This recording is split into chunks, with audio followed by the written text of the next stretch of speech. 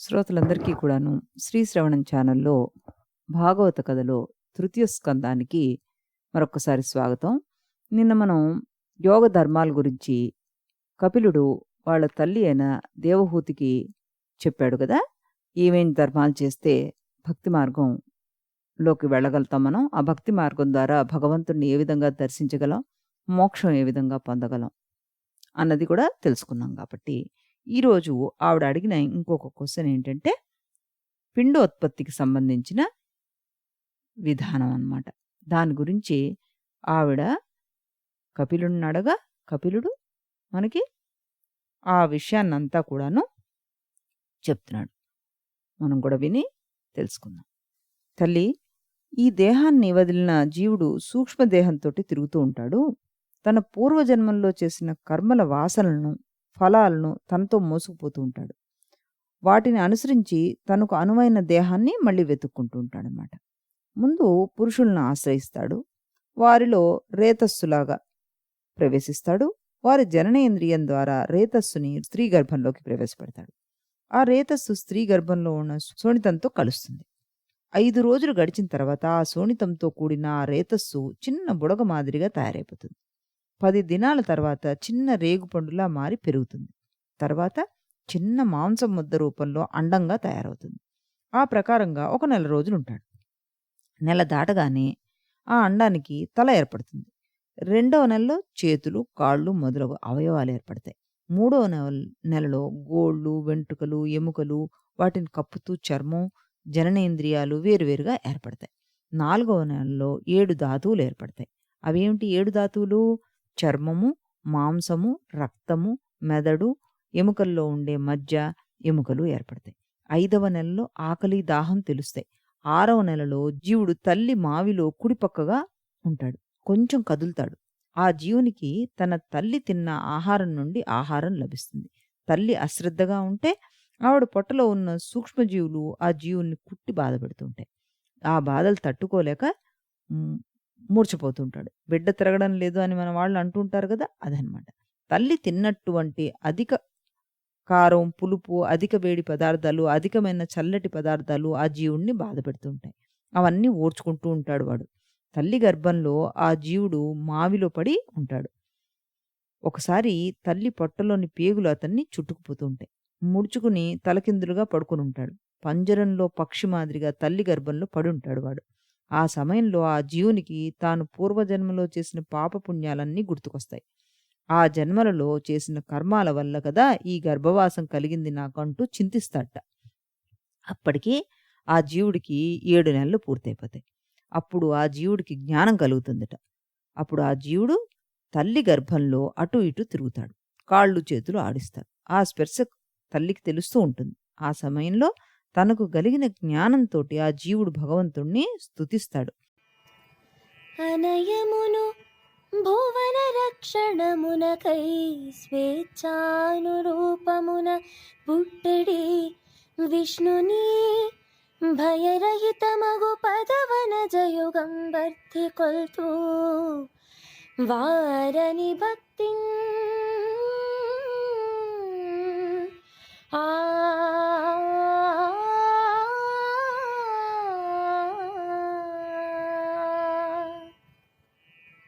ఓ దేవా, సర్వాంతర్యామి అగు నిన్ను శరణం వేడుతున్నాను. నేను పూర్వజన్మలో చేసిన పాపకర్మలు, పుణ్యకర్మల ఫలితంగా ఈ మానవ జన్మ ఎత్తబోతున్నాను. మాతృగర్భంలో ఉన్నాను. ఓ దేవా, ఈ శరీరపు పంచభూతాలతో ఏర్పడింది. మాయలో పడి ఉన్నాను. మాయాతీతుడువైన నీకు నమస్కారం. కేవలం పరమేశ్వరుని పట్ల భక్తి చేత జీవుడు ఈ జనన మరణ చక్రాన్ని తప్పించుకోగలడు. ఆ పరమేశ్వరుడు తప్ప నాకు జ్ఞానం ప్రసాదించేవాడు ఇంకెవడున్నాడు? అతడే ఈ చరాచర జగత్తులో అన్ని ప్రాణుల్లో ఆత్మస్వరూపుడుగా ఉన్నాడు అంటూ ప్రార్థిస్తూ ఉంటాడట లోపల. తర్వాత జీవుడు మాతృగర్భం నుండి బయట ప్రపంచంలోకి రావడానికి ముందు ఏ విధమైన శారీరక బాధలు, మానసిక బాధలు, దైవికమైన కష్టాలు లేకుండా రక్షించమని పరమాత్మను ఈ ప్రకారంగా ప్రార్థిస్తాడట. ఏమని? నేను రక్తం, ఎముకలతో నిండిన మాతృగర్భంలో పడి ఆమె తిన్న ఆహారాన్ని తింటూ బతుకుతున్నాను. బయట ప్రపంచంలో రావడానికి కాలాన్ని లెక్కబెడుతున్నాను. తొందరగా నాకు ఈ గర్భవాసం నుండి విముక్తి కలిగించు. ఓ దేవా, నీవు దయాసముద్రుడివి. మాతృగర్భంలో ఉండగా నిన్ను ప్రార్థించే జ్ఞానం నాకు కలగజేశావు. నీకు నమస్కారం చేయడం తప్ప నేనేమీ చేయలేను. నాకు మానవ జన్మ ఇచ్చినందుకు కృతజ్ఞుడను. పశుపక్షాదులు ఇతర పాకే జంతువులకి ఈ జ్ఞానం లేకుండా కేవలం తన శరీరం వలన పుట్టిన సుఖదుఖాలను మాత్రమే అనుభవించేట్టుగా చేశావు.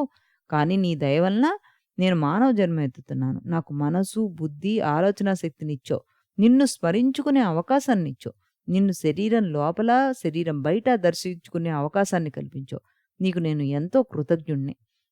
అప్పుడప్పుడు నాకు అనిపిస్తూ ఉంటుంది దేవా, ఈ తల్లి గర్భవాసంలోనే శాశ్వతంగా ఉండిపోతే బావుంటుందని. ఎందుకంటే మాతృగర్భంలో ఉండే బాధల కన్నా బయట ప్రపంచంలో ఉండే బాధలు ఎక్కువ కదా! పైగా తల్లి గర్భవాసంలో నీ మాయ నా మీద పనిచేయదు. బయట ప్రపంచంలోకి వెళ్తే నీ మాయకి లోబడిపోతాను నేను. సంసార కూపంలో ఉండిపోతాను. నేను, నాది అనే అహంకారంతోటి అందులో పడి కొట్టుకుంటూ ఉంటాను.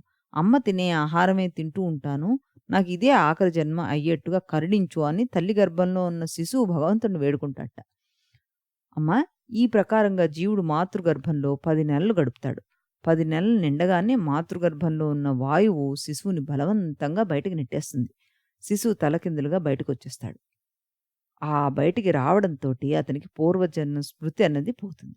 ఒళ్ళంతా రక్తంతోటి మావి చుట్టుకొని మాతృగర్భం నుండి బయటపడతాడు. చేతులు, కాళ్ళు కదిలిస్తూ ఏడుస్తాడు. ఆ స్థితిలో తనకు ఏం కావాలో చెప్పలేడు. ఇది కావాలని అడగలేడు. అన్నిటికీ ఏడుస్తాడు. ఏడుపు ద్వారానే తనకి ఏం కావాలో తెలియజేస్తాడు. ఎక్కడ పడుకోబెడితే అక్కడ ఉంటాడు. చీమలు, దోమలు కుడుతున్నా ఏడుస్తాడు గాని చెప్పలేడు. దురద పుడితే గోక్కోలేడు, పైకి లేవలేడు. ఏడవడం ఒకటే తెలిసే స్థితి అది. తర్వాత క్రమక్రమంగా పెరిగి పెద్దవాడవుతాడు. శైవసంలో ఉన్న కష్టాలన్నీ అనుభవిస్తాడు. చదువు నేర్చుకోవడంలో ఉండే బాధలన్నీ పడతాడు. యవ్వనంలో తాను కోరి సుఖాలు లభించకపోతే నిత్యం బాధపడతాడు. అందులోండి కోపం వస్తుంది. ఆ కోపంలో ఏం చేస్తాడో తెలీదు. తనతో పాటు ఆత్మాభిమానం, దేహాభిమానం వృద్ధి పొందుతూనే ఉంటుంది కదా మరి. కోరికలు కూడా పెరుగుతుంటాయి. చెడు స్నేహాలు అలవాటు పడిపోతాయి. అన్నీ నాకే కావాలి, అంతా నేనే చేస్తాను, నాకంటే మించినవాడు ఈ ప్రపంచంలో లేడనే దేహాభిమాన వృద్ధి పొందుతుంటుంది. అవిద్య, అజ్ఞానం ఇవన్నీ కూడాను ఆ జీవుణ్ణి ఆవహించేస్తాయి. అన్ని బంధనాలను చుట్టుకుని వాటి వల్ల కించిత్తు సుఖం, దీర్ఘకాలం దుఃఖం అనుభవిస్తూ ఉంటాడు. తన కడుపు నింపుకోవడానికి నానా రకాల పనులు చేస్తూ ఉంటాడు. మంచివాడు కూడా దుర్మార్గులతోటి సహవాసం చేసి నశించిపోతూ ఉంటాడు. సత్యము, పవిత్రంగా ఉండడం, దయ, మౌనంగా ఉండడం, మంచి బుద్ధి కలగడం, సంపదలు కలగడం, కీర్తి, ఓర్పు, ఇంద్రియ నిగ్రహం, మనో నిగ్రహం, మనసు ప్రశాంతతగా ఉంచుకోవడం, ఉన్నంతగా ఆలోచించడం మొదలగు మంచి గుణాలను అన్నీ ఈ దుర్మార్గులతోటి స్నేహం ద్వారా పోగొట్టుకుంటూ ఉంటాడు. ముఖ్యంగా కామలోలితుడై అన్ని కోరికలకి, అన్ని షడ్గుణాలకి మూలంగా దాన్ని అయ్యేలా చేసుకుంటూ ఉంటాడు. మహా ఋషులను కూడా వదిలిపెట్టవు ఇలాంటివి. ఇంకా మానవుల సంగతి చెప్పేదేమని చెప్పండి. ఒక్క నరనారాయణులు తప్ప మిగిలిన వాళ్ళందరూ స్త్రీ ఆకర్షణకు లొంగిన వారే. కాబట్టి భక్తి యోగాన్ని అవలంబించి పరమపదానికి పొందదలిచిన వ్యక్తులు పైన చెప్పిన అన్ని దుర్గుణాలకి దూరంగా ఉండడానికి ట్రై చేయాలన్నమాట. ఈ ప్రపంచాన్ని వదిలిపెట్టిన తర్వాత కూడా జీవుడు సూక్ష్మదేహంతో ఒక లోకం నుండి మరొక లోకానికి తిరుగుతూ ఉంటాడు. తాను చేసిన కర్మ ఫలాలను అనుభవిస్తూ ఉంటాడు. మానవుడిగా పుట్టిన తర్వాత కూడా మరలా అవే కర్మలు చేస్తూ ఉంటాడు. ఓ తల్లి, సూక్ష్మదేహం ఆత్మను అనుసరిస్తూ ఉంటుంది. పంచభూతాలతోటి నిర్మితమైన స్థూలదేహం భోగాలకి, ఇంద్రియ సుఖాలకి నిలయం. ఆత్మ దేహంలో ప్రవేశిస్తే అది జన్మ, ఆత్మ దేహాన్ని విడిచిపెడితే అది మృత్యువు. వివరంగా చెప్పాలంటే ఈ దేహానికి కళ్ళు, ముక్కులు, చెవులు, చేతులు, కాళ్ళు ఉంటాయి. కానీ వాటికి చూసే శక్తి, వాసన చూసే శక్తి, చేతులు కాళ్ళు కదిపే శక్తి అవన్నీ ఇచ్చేది జీవాత్మ. అది బయటకు పోతే మరణం సంప్రాప్తిస్తుంది. కాబట్టి మానవుడు మరణానికి భయపడకూడదు. మరణం అనేది ఎప్పుడో ఒకప్పుడు రాక తప్పదు. దానికోసం భయపడ్డం, బాధపడ్డం అవివేకం. బతికి ఉన్నంతకాలం నిష్కామంగా కర్మలు చేస్తూ బతికి ఉంటే, భగవంతుడికి అర్పిస్తూ ఉంటే నిస్సంగుడుగా ఉండిపోతాడు. యోగం, వైరాగ్యం అలవడుతుంది అంటూ కపిలుడు తన తల్లి అయిన దేవహూతికి మానవ జన్మ గురించిన రహస్యాన్నంతా చెప్పాడనమాట. ఇంకాస్త వివరణగా ఏం చెప్తున్నాడు తల్లి. మానవులు పెళ్లి చేసుకుని సంతానాన్ని పొంది ధర్మము, అర్థము, కామములను అనుభవిస్తూ ఉంటారు. తమ తమ ధర్మాలను సక్రమంగా నెరవేరుస్తూ ఉంటారు. అటువంటి వారు కూడా భగవంతుని గురించి అసలు స్వరూపం తెలుసుకోలేకపోతున్నారు. తెలుసుకోవడానికి ఆసక్తి కూడా చూపించట్లేదు. ప్రాపంచిక సుఖాల కోసం కోరికలు తీర్చుకోవడం కోసం పాకులాడుతున్నారు. రకరకాల దేవుళ్ళను, దేవతలను పూజిస్తున్నారు. తమ తమ పితృదేవులకు శ్రాద్ధ కర్మలను ఆచరిస్తూ ఉంటారు. వారి బుద్ధి ఎప్పటికీ అక్కడే నిలిచిపోతుంది. దేవుళ్ళను, దేవతలను పూజించడం, వారికి వ్రతాలు చేయడం, వారికి నైవేద్యాలు అర్పించడం, పితృదేవులకు శ్రాద్ధాలు పెట్టడం చేస్తుంటారు. ఇవి వల్ల పుణ్యం వస్తుంది. పుణ్యలోకాలకు వెళ్తారు. అక్కడ కూడా సుఖాలు అనుభవిస్తారు. వారు చేసిన పుణ్యం అయిపోగానే మళ్ళీ ఈ లోకంలో పుడతారు. క్షీణే పుణ్యే మార్త్యో లోక విశంసతి అని భగవద్గీతలో చెప్పింది. ఈ ప్రకారంగా రకరకాల దేవుళ్లకు పూజలు, వ్రతాలు చేయడం, పుణ్యలోకాలు పొందడం, పుణ్యం క్షీణించగానే మళ్ళీ మానవుల్లా పుట్టడం, ఇలా తిరుగుతూనే ఉంటారు వాళ్ళు. శాశ్వతమైన బ్రహ్మపదానికి ఎన్నటికీ పొందలేరు. ఎందుకంటే ఆ పుణ్యలోకాలేవి కూడాను శాశ్వతాలు కావు. కల్పాంతంలో ఈ పుణ్యలోకాలన్నీ కూడాను పరమాత్మలో లయమైపోతాయి. ఈ లోకాలలో సుఖాలు అనుభవిస్తున్న వారు కూడాను ఆ లోకాల నుండి పతనమైపోతారు. అలా కాకుండా తమ తమ ధర్మాలను ఆచరిస్తూ సత్వగుణాన్ని అలవరుచుకొని చిత్తాన్ని పరిశుద్ధి చేసుకుంటూ తాము చేసే కర్మఫలాలను పరమాత్ముడికే అర్పిస్తూ ప్రాపంచిక విషయాల మీద వైరాగ్యం కలిగి ఉండి బాహ్య విషయాల్లో మమకారాన్ని విడిచిపెట్టి అహంకారాన్ని వదిలిపెట్టి నిరంతరము పరమాత్మను స్మరించే భక్తులు శాశ్వత బ్రహ్మపదాన్ని పొందుతారు. పరమాత్మలోకి ఐక్యమైపోతారు. అటువంటి వారు 2 పరార్థాల వరకు సత్యలోకంలోనే ఉంటారు. అంటే బ్రహ్మలోకం అనగా సత్యలోకం అని అర్థం. ఒక వివరణ ఏంటంటే, ఇక్కడ మనం కలియుగంలో ఉన్నాం కదా, యుగాలు 4. అటువంటి యుగాలు 1000 అయితే బ్రహ్మకు ఒక పగలు, మరలా 1000 అయితే బ్రహ్మకు ఒక రాత్రి. అంటే 2000 యుగాలు ఒక రోజు. అటువంటిది 50 సంవత్సరాలు గడిస్తే బ్రహ్మకు పూర్వార్థం, తర్వాత 50 ఏళ్ళు ద్వితీయ పరార్థం. ఈ ప్రకారంగా 100 ఏళ్ళు కాగానే బ్రహ్మ కూడా పరమాత్మలో ఐక్యమైపోతాడనమాట.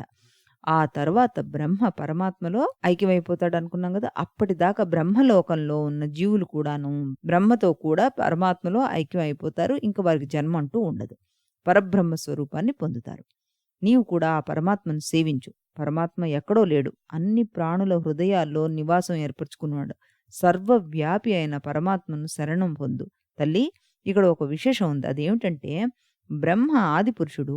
ఆయన మరీచి మొదలగు మహారుషులను, యోగులను, యోగ సిద్ధులను, సనత్కుమారుడు మొదలైన ఋషుల్ని పుట్టించారు. వారందరూ కారణ జన్ములు. వారు పరమాత్మను సగుణోపాసన చేస్తుంటారు. పరమాత్మ నిరాకారుడని తెలిసి కూడా ప్రాకృత కర్మలను అనుసరించి ఒక ఆకారంతో పూజిస్తుంటారు. అది కూడా లోక కళ్యాణార్థమే. వారందరూ సత్వరజస్తమో గుణాలకి లోబడి ఉంటారు. వారు కాల ప్రభావం చేత ప్రతి కల్పంలో పుడుతూ ఆ కల్పాంతంలో లయమవుతూ మరల కల్పం ప్రారంభంగానే పుడుతూ ఉంటారు. వారు బ్రహ్మలోకాలను మొదలైన అన్ని లోకాలు తిరుగుతుంటారు. వారికి ఉన్న అధికారములు అన్ని కల్పాల్లోనూ వారి వెంటే వస్తుంటాయి. కానీ ఈ లోకంలో ఉన్న మానవులు ఒకసారి మరణిస్తే ఈ జన్మ స్మృతి గాని, ఆ జన్మలో ఉన్న అధికారం గాని, శక్తులు గాని వాళ్ళకు ఉండవు. ఎందుకంటే వారు ప్రాపంచిక విషయాల్లో నిమగ్నమై కర్మలు చేస్తూ ఉంటారు. అంటే మనస్ఫూర్తిగా నిష్కామ కర్మ చెయ్యరు అని అర్థం. కోరికలు తీర్చుకోవడంలోనూ ఆసక్తి చూపిస్తుంటారు. మానవులు సహజంగా రజోగుణ ప్రధానం కలవారు అని చెప్పుకున్నాం కదా. వాళ్ళ మనసులు ఎప్పుడూ ఏదో ఒక కోరికతో నిండి ఉంటుంది. అది తీరకపోతే బాధలు అనుభవిస్తుంటారు. వారు ఎల్లప్పుడూ కామాసక్తులై ఉంటుంటారు. ఇంద్రియాలకి లోపడి ఉంటారు. అంటే రుచికరమైన పదార్థాలు తినడం, తాగడం, అనుభవించడం, సుఖాలు అనుభవించడం చేస్తుంటారు. తమ తమ కోరికలు తీర్చడం కోసం దేవతలకు పూజలు చేస్తుంటారు. పితృదేవతలను అర్చిస్తూ ఉంటారు. ఈ ప్రాపంచిక విషయాల్లో ఆసక్తిని పెంపొందించుకొని పరమాత్మ యందు భక్తిని కలిగి ఉండరు వాళ్ళు. పరమాత్మను కీర్తించడం కన్నా, పరమాత్మ యొక్క కథలు వినడం కన్నా, లౌకికమైన కథలను వినడం, రాజుల కథలు, ఇతర ప్రాపంచ కథలు వేరేవి వినడం, ఇలాంటివన్నిట్లో ఆసక్తి చూపిస్తుంటారు. అటువంటి మానవులు సాధారణంగా దక్షిణాయనంలో చనిపోతుంటారు. చనిపోగానే పితృలోకాలకి పోతారు. తాము చేసిన పుణ్యకార్యాలు స్వర్గ సుఖములను, పాపకార్యాలను, నరక బాధలను అనుభవించి అక్కడి నుండి తమ సంతానానికి పుత్రులుగాను, పౌత్రులుగాను జన్మిస్తుంటారు. మరలా మాతృగర్భం నుండి భూగర్భం చేరే వరకు ఆ చక్రం అలా తిరుగుతూనే ఉంటుంది. కాబట్టి తల్లి, నువ్వు ఈ పరమాత్మను ఆశ్రయించు, ఆయనను ఆరాధించు, ఆయన పాదపద్మాలను పూజించు. ఇదంతా భక్తి యోగం చేతనే సాధ్యమవుతుంది. నీవు పరమాత్మ యందు నిరంతరం భక్తి కలిగి ఉంటే నీలో ఉన్న ప్రాపంచిక విషయాల్లో ఉన్న ఆసక్తి క్రమంగా నశిస్తుంది. దాని స్థానంలో వైరాగ్యం, నిర్మలమైన జ్ఞానం పుడుతుంది. అప్పుడు బ్రహ్మ సాక్షాత్కారం జరుగుతుంది. పరమానంద తత్వం, పరమాత్మ స్వరూపం, ఆ పరమాత్మనే అనేక పేర్లతో పిలుస్తూ ఉంటారు. జ్ఞానస్వరూపుడని, పరబ్రహ్మని, పరమాత్ముడని, పరమేశ్వరుడని, పురుషుడని మొదలగు పేర్లతో పిలుస్తుంటారు. ఏ పేరుతో పిలిచినా ఆ విశ్వ చైతన్యం ఒక్కటే. అదే పరమాత్మ. ఏ వ్యక్తి అయితే శ్రద్ధతో, భక్తితో యోగాన్ని అనుష్ఠించి స్థిరంతో, చిత్తంతో, సంగం లేకుండా ఉండడం, సంసారం మీద ఆసక్తి నశించడం మొదలగు లక్షణాలను ఉంటాడో అతడు ఈ లోకం అంతా పరబ్రహ్మ స్వరూపం అనే భావిస్తాడు. అమ్మా, ఇప్పటిదాకా నీకు పరమాత్మను దర్శించడానికి ద్వారమైన తత్వజ్ఞానాన్ని ఉపదేశించాను నేను. ఈ జ్ఞానంతో ప్రకృతి పురుషుల యొక్క యథార్థమైన జ్ఞానం నీకు గోచరం అవుతుంది. నేను నీకు 2 విధాలైన తత్వాలను ఉపదేశించాను. ఒకటి జ్ఞానయోగం, దీనినే సాంఖ్యయోగం అంటారు. రెండవది నిర్గుణమైన భక్తి యోగం. నిజానికి ఈ 2 ఒకటే, వేరు కాదు. రెండిటికి లభించే ఫలం కూడా ఒకటే. ఈ రెండును భగవంతుని చేరుకోవడానికి మార్గాలే. పాలు మన కళ్ళకు తెల్లగా కనిపిస్తాయి. నాలుక మీద వేసుకుంటే రుచిగా ఉంటాయి. చేత్తో తాగితే చల్లగా ఉంటాయి. అలాగే మైనం చూడ్డానికి తెల్లగా ఉంటుంది. ఏ రంగు వేస్తే ఆ రంగులోకి మారుతుంది. ఏ రూపం ఇస్తే ఆ రూపంలో కనబడుతుంది. అలాగే భగవంతుడు ఒక్కడే. మనం ఏ భావంతో చూస్తే ఆ రూపంలో కనబడతాడు. శాస్త్రాలలో పరమాత్మను ఏ ఏ రూపాలతో వర్ణించారో ఆ రూప విశేషాలతోటి మనకి ఆయన దర్శనమిస్తాడు. నిజానికి ఆయన నిరాకారుడు, నిర్గుణుడు. పరమాత్మ ఒక్కడే. పరమాత్మ నిర్గుణుడు అయినప్పటికీను సగుణుడుగాను, నిర్గుణుడుగాను 2 విధాలుగా మనకు గోచరిస్తుంటాడు. ఎలాగంటే యజ్ఞయాగాలు చేయడం, తీర్థయాత్రలు సేవించడం, దాన ధర్మాలు ఆచరించడం మొదలగు గృహస్థ ధర్మాలను పాటించడం ద్వారా, తపస్సు, సమాధి మొదలగు వానప్రస్థాలను ఆచరించడం ద్వారా, వేదాలను, శాస్త్రాలను చదవడం, అర్థం చేసుకోవడం, వాటి గురించి చర్చించడం, విమర్శించడం మొదలగు బ్రహ్మచర్య ధర్మాలను పాటించడం ద్వారా మనస్సును నిగ్రహించుకోవడం, ఇంద్రియాలను స్వాధీనంలో ఉంచుకోవడం మొదలగు సన్యాస ధర్మాలను ఆచరించడం ద్వారా, వివిధ అంగాలతో కూడిన రాజయోగం అవలంబించడం ద్వారా, భగవంతుడి మీద ప్రేమ, భయం, భక్తి కలిగి ఉండడం ద్వారా, భగవంతుడిని సంబంధించిన విషయాల్లో వైరాగ్యం కలిగి ఉండడం ద్వారాను భగవానుని సగుణ నిర్గుణ స్వరూపాలను సాధకుడు దర్శించగలడు అంటూ ఆవిడికి మొత్తం తత్వశాస్త్రం గురించి చెప్పాడనమాట. ఇప్పుడు మనకి విదురుడికి ఈ మైత్రేయుడు ఇవన్నీ చెప్పాడు కదా, దేవహూతికి చెప్పిన అన్నీ కూడాను. విదురా, ఈ ప్రకారంగా కపిలుడు చెప్పిన విషయాలన్నీ సావధానంగా విన్న అతని తల్లి దేవహూతి పరమానందం చెందింది. ఆవిడ మోహమాయల నుండి దూరంగా వెళ్ళిపోయింది. కపిలుడే అవతరించాడు కాబట్టి ఆయనకి 2 చేతులెత్తి నమస్కరించి, నీ నామస్తుతి స్వపచుండైనను జిహ్వాక్రమంతు అనుసంధింపన్ వానికి సరి భూసురుడుంగానేరడు చిత్రమిది జగముల నరేం ఆ ఆ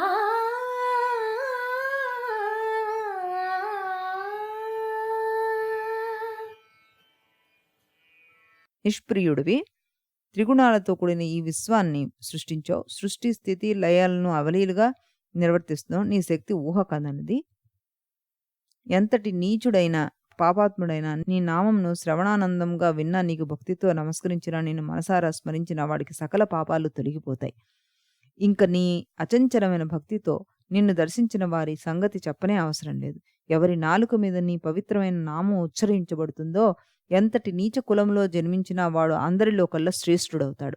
సదా నీ నామాన్ని కీర్తించువాడు యజ్ఞాలు, యాగాలు, తపస్సులు, హోమాలు చేసినవాడు, వేదాధ్యయనం చేసిన వాడితో సమానమైన వాడవుతాడు. దేవా, నీవు పరబ్రహ్మవు, పరమపురుషుడువు. విషయవాంఛలకు లోనైన వారికి నిన్ను ధ్యానించడం సాధ్యం కాదు. కేవలం విషయవాంఛల నుండి విడివడి చిత్తాన్ని వేరుగా చూసేవాడు మాత్రమే నిన్ను ధ్యానించగలడు అంటూ ఆవిడ ఆయన అనేక విధాలుగా స్తుతించిందిట. అప్పుడు ఆయన అన్నట్ట, అమ్మ, నువ్వు చక్కగా నేను ఉపదేశించిన వాటన్నిటిని ఆచరించవచ్చు. వాటిని ఆచరించి నువ్వు అచిరకాలంలో ముక్తిని పొందుతావు అంటూ ఆవిడికి ఆశీర్వచనం చేశాట. ఆ రకంగా ఆవిడ, అంటే కపిలుడు అంటే దేవుడు కదా, మరి మన విరాట్ స్వరూపుడు శ్రీహరి కదా. ఆ రకంగా ఆవిడ ఆయనకి నమస్కరించి శరీరాన్ని ఘోరమైన తపస్సు చేసి వదిలిపెట్టేసిందిట. కర్దముడు ఉన్నప్పుడు ఆయనతో అనుభవించిన గృహస్థ సుఖాలన్నిటినీ మనసులో నుంచి బయటకు నెట్టేసింది. పూర్తిగా వైరాగ్యం అలవరించుకొని తన కుమారుడు తనకు ఉపదేశించిన ధ్యానయోగం, భక్తి యోగాన్ని అవలంబించి మోక్షాన్ని పొందింది. ఇక్కడికి మనకి ఈ కపిల గీత అన్నది కంప్లీట్ అయిపోయిందనమాట. రేపు మరొక కథతోటి మళ్ళీ కలుద్దాం. అంతవరకు సెలవు.